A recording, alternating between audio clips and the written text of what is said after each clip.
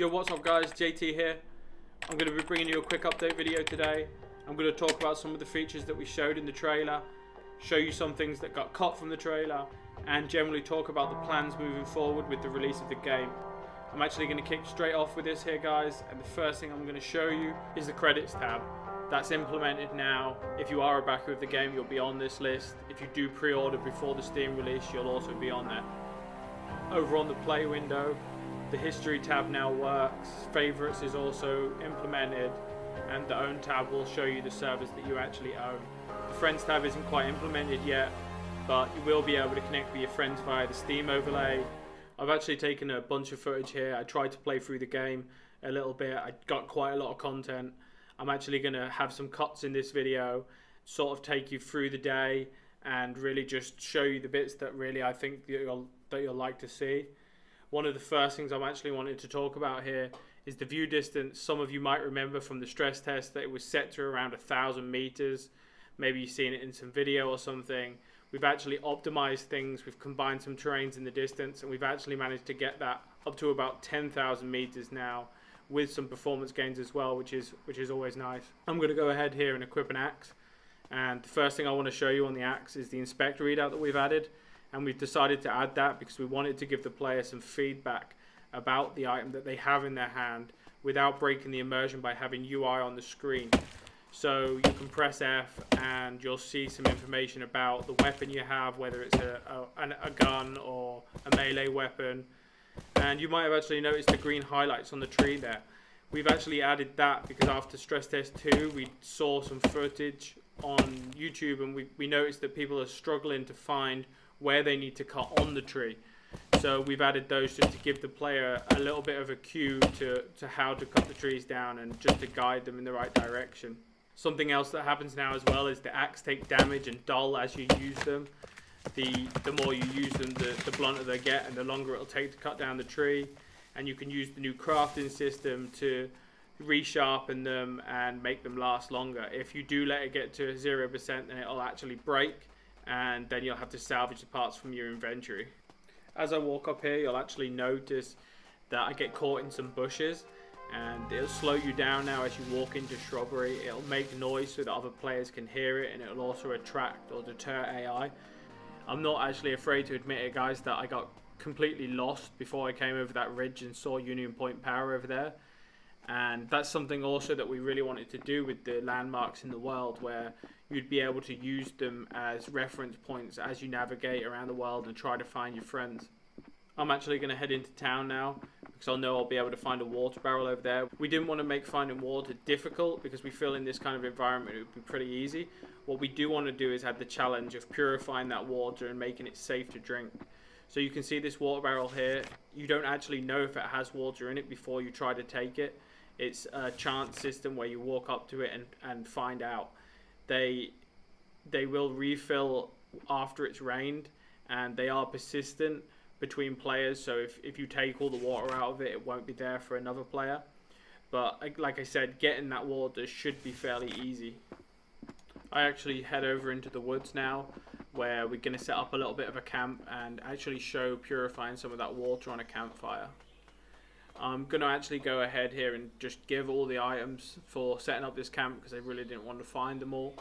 And this is also something that you guys will have access to. If you're a server admin, you'll be able to give yourselves items, you'll be able to give other player items if that's something you want to do. And there's loads of different variants of the give command. You can give single items, you can give items with quantity, or you can look up give, and all kinds of different options for that. You can actually see here that I forgot one of the IDs, so I just did try give and then a name, and it will basically look on the system and see what there is to give you that matches that name, and it'll try to give you it. You can see that I actually place a tent now, and that serves as a mobile logout point in the world. If you do use something like this, then you'll sign back in exactly where you did log out, and if you don't, then you'll log back in somewhere near where you signed out. You can see that I'm placing a fire here, and I'm just adding some parts to it, and we're going to use this after we've shown you the crafting system to actually purify the water and make it safe to drink so that you don't have a chance of getting sick. I'm actually showing the new crafting system here now, and we added this because we felt that the old system was becoming a little bit clunky with the lists. The lists were becoming a little bit long, and it was becoming hard to find exactly what you wanted to craft. So we've added this recipe system where you can assign stuff to the recipe and just find out yourselves if it is actually something that can be crafted. We've added this wiki button here as well, which will actually open directly to a web page where you can find all the different recipes and just make it kind of easy to find that. And that will open in the overlay, the Steam overlay as well, if that's something that you want. That's just an option with all URLs in the game in the settings, where you can check that on if you want it to open in the Steam overlay, or off if you want it to open in your regular browser. So I'm going to go ahead here and actually craft a tripod, and then we'll throw that over the fire and actually boil the water and make it safe to drink. You might have seen the cooking system that we've implemented here in the trailer, and I just wanted to talk a little bit more about this and how this works. Basically, any surface that is over a fire or a stove or a kitchen stove is basically a cooking zone if it's turned on by the electric, or in this case the fire that's underneath it, and will actually allow you to cook anything that is set as cookable. So in this case it's a saucepan of dirty water. You put it over the fire, and after so much time it'll actually boil and give you clean water back. You can actually see here I'm opening my inventory, and I now have a pot of water which is clean, and that is safe to drink and won't make me sick. Here I'm showing the tab list, and this is something that's also new after the stress test, just some sort of a go-to area to find some information. You can see that you can tag other players with color here, which will actually show up next to their name tag, and there's a bunch of other options there on that drop down. A bunch of quick links here which open into the Steam overlay again, or just straight into a URL. Some other useful information, and just generally like a quick easy way to find information that you might want. I'm actually going to go straight into some server administration stuff right now, show you some of the things that you can do as a server admin to manage your server. You can see here that I'm typing in cleanup and a radius, which basically just cleans up all item pickups and interactables within that radius, just so that you can keep the world tidy.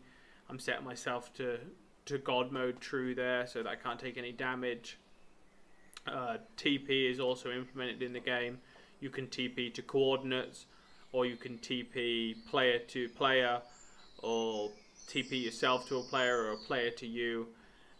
You can also teleport yourself to spawn points by doing /spawn point and then the number. I don't actually show it here, but that's in as well, which you might find useful if you want to set a spawn point, or just generally teleport somebody to another spawn point so they can meet up with their friends. You can kill other players if they're, say, griefing or whatever, something like that. You can mute them in the chat, which is persistent and mutes them indefinitely. They will be able to whisper to administrators. You can add to your stats. Here you can see I add to my hydration stat, and you can also do this for other players as well. So you would just do / the stat you want to update, the name of the player, and then the amount you want to increase it or remove it by. You can ban people as well, unban them all via the chat, and you can also do that via the server panel as well, which I'll actually go ahead and show you right now. This is the Zelona All-Gamer game server panel that's been developed for Survive the Nights by Clinton. If you host a server through All-Gamer for Survive the Nights, you will actually get access to this panel. You can see here on the main page that you can start and stop your server, and I'm going to go ahead in here and click on my server, and you can see a little bit more information about it. You can change the name here, update it, restart it, and things like that. Over on the configuration tab, you can change all of the server's configuration. I won't go into too much detail about each of these options, but basically this saves you having to edit text documents and will really allow you to run the server the way that you want to do it. You can change all different kinds of things, and you can see I scroll down here and actually show you some of the description of some of the options that you'll have access to. Over on the permissions tab, you can see that you can create user groups. User groups work in a hierarchy system, So the higher they are in the group, the lower permissions that they have. And you can create permissions here. You can assign permissions to those groups. You can also change the chat prefix colors of those groups just down here. And you can also assign what the chat prefix should actually say in game. The next tab's the console. You'll be able to see all your chat messages in here, and just keep an eye on how your server's running, any errors that you might need to report to the devs, things like that. The tasks tab lets you set tasks for the server, like restarts, lets you schedule those for when you want them rather than when they need doing. The backups tab is just for taking a backup of your server database in case of any corruption, anything like that. And the tools tab just has a little utility on it for deleting your database in case you want a clean server. Okay, and we're back in game. I'm actually going to show you guys a few weather states here in the background while I talk a little bit about zombie spawning and the alpha. These commands that I'm inputting right now, I'm actually forcing the weather. All these states will dynamically happen in the game as you play. Server admins will also have access to these commands as well. So as of Alpha 1.0, which will be hitting Steam fairly soon, zombies will actually spawn dynamically around the world. During the day, you won't find them outside. They'll generally be lurking in houses and just hiding in dark places. We've done this because we want to approach the zombies from the perspective that during the day you can spend it preparing for the night. During the night, zombies will actually spawn outside. They'll be more aggressive and they'll actively seek other prey for food, and you'll actually have to fend those off more.